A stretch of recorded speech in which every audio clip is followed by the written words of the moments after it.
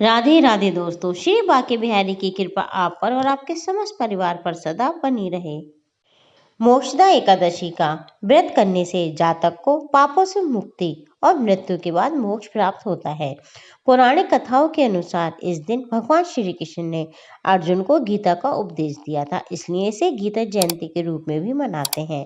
दोस्तों, धार्मिक मान्यता है कि इस व्रत को विधि पूर्वक करने से सुख, शांति और समृद्धि प्राप्त होती है। अगर आपने एकादशी का व्रत नहीं भी किया है, तब भी आप इसकी कथा सुने, इससे आपको मोक्ष की प्राप्ति होगी। एकादशी की कथा पूजा ही नहीं बल्कि एक अद्भुत आशीर्वाद है जो जीवन में सुख, शांति और समृद्धि लाता है। तो दोस्तों, हम भक्ति पूर्वक सुनते हैं मोक्षदा एकादशी व्रत कथा, जो इस प्रकार है। श्री अर्जुन बोले, हे भगवान, आप तीनों लोकों के स्वामी हैं, सबको सुख देने वाले हैं और जगत के पितर हैं, इसलिए मैं आपको नमस्कार करता हूँ। हे देव, आप सबके हितैषी हैं, कृपया कर मेरे एक संशय को आप दूर कीजिए। मार्गशीर्ष माह के शुक्ल पक्ष में जो एकादशी होती है, उसका क्या नाम है? उस दिन कौन से देवता की पूजा की जाती है और उसकी विधि क्या है? भगवान, मेरे इन प्रश्नों का विस्तार सहित उत्तर देकर मेरे संदेह को आप दूर कीजिए, आपकी बड़ी कृपा होगी। भगवान कृष्ण बोले, हे अर्जुन, तुमने अत्यंत उत्तम प्रश्न किया है, इसलिए तुम्हारा यश संसार में फैलेगा। तुम ध्यान पूर्वक सुनो। मार्गशीर्ष माह के शुक्ल पक्ष की एकादशी अनेक पापों को नष्ट करने वाली है। ये मोक्षदा के नाम से प्रसिद्ध है। इस दिन श्री दामोदर भगवान की पूजा धूप, दीप, नैवेद्य आदि से करनी चाहिए।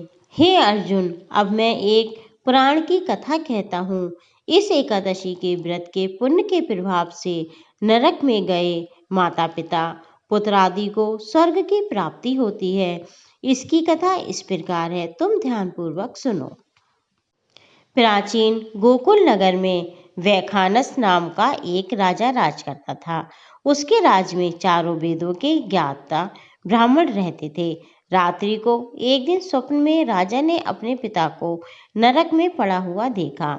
अपने स्वप्न में देखकर उसे बड़ा आश्चर्य हुआ और प्रातःकाल होते ही वह ब्राह्मणों के सामने अपनी इस स्वप्न की कथा को कहने लगा। ब्राह्मणों, रात्रि को स्वप्न में मैंने अपने पिता को नरक में पड़ा हुआ देखा है और उन्होंने मुझसे कहा कि हे पुत्र, अब मैं नरक भोग रहा हूँ, मेरी यहाँ से मुक्ति करा।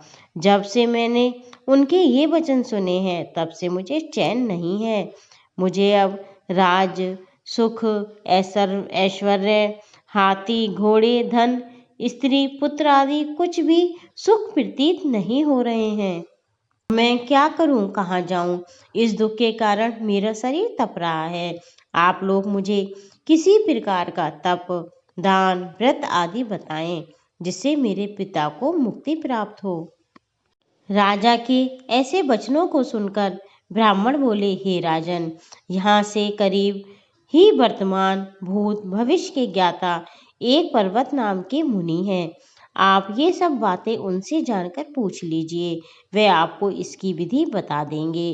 राजा ऐसा सुनकर मुनि के आश्रम पर गए। उस आश्रम में अनेकों शांतिचित योगी और मुनि तपस्या कर रहे थे। उस समय चारों वेदों के ज्ञाता पर्वत मुनि दूसरे ब्रह्मा के समान बैठे हुए थे। राजा ने जाकर उनको साष्टांग प्रणाम किया। पर्वत मुनि ने उससे सामोपांग कुशल क्षेम पूछी। तब राजा बोले, हे देव ऋषि, आपकी कृपा से मेरे राज्य में सब कुशल है, परंतु अकस्मात एक विघ्न आ गया है, जिससे मुझे अशांति हो रही है। अब आप कृपा करके मेरे इस संशय को दूर कीजिए। ऐसा सुनकर पर्वत मुनि ने एक क्षण के लिए अपने नेत्र बंद कर लिए और भूत भविष्य को विचारने लगे। फिर बोले, हे राजन, मैंने योग बल के द्वारा तुम्हारे पिता के समस्त कुकर्मों का ज्ञान प्राप्त कर लिया है। उन्होंने पूर्व जन्म में कामातुर होकर सौत के कहने पर दूसरी रानी को ऋतु दान मांगने पर भी नहीं दिया। उसी पाप कर्म के फल से तुम्हारे पिता नरक में गए हैं। तब राजा बोला कि हे भगवान, मेरे पिताजी के उद्धार के हेतु आप कोई उपाय बताएं। तब पर्वत मुनि बोले, हे राजन, मार्गशीर्ष मास के शुक्ल पक्ष में जो एकादशी होती है, उस एकादशी को आप उपवास करें और उस उपवास के पुण्य को अपने पिता को संकल्प छोड़ दें। उस एकादशी के पुण्य के प्रभाव से अवश्य ही आपके पिता की मुक्ति होगी। मुनि के वचनों को सुनकर राजा अपने राज्य को आया और कुटुंब सहित मोक्षदा एकादशी का उपवास किया। उस उपवास के पुण्य को राजा ने अपने पिता को दे दिया, अर्थात संकल्प छोड़ दिया। उस पुण्य के प्रभाव से राजा के पिता को मुक्ति मिली और वह स्वर्ग में जाते हुए और मुख से बोला, हे पुत्र, तेरा कल्याण हो। ये कहकर उसके पिता स्वर्ग को चले गए। मार्गशीर्ष माह के शुक्ल पक्ष की मोक्षदा एकादशी को जो व्रत करते हैं, उनके समस्त पाप नष्ट हो जाते हैं और अंत में स्वर्गलोक को जाते हैं। इस व्रत से बढ़कर मोक्ष देने वाला दूसरा कोई व्रत नहीं है। इस कथा को सुनने और पढ़ने से वाजपेय यज्ञ का फल मिलता है। व्रत मोक्ष देने वाला चिंतामणि के समान है। बोलिए विष्णु भगवान की जय हो।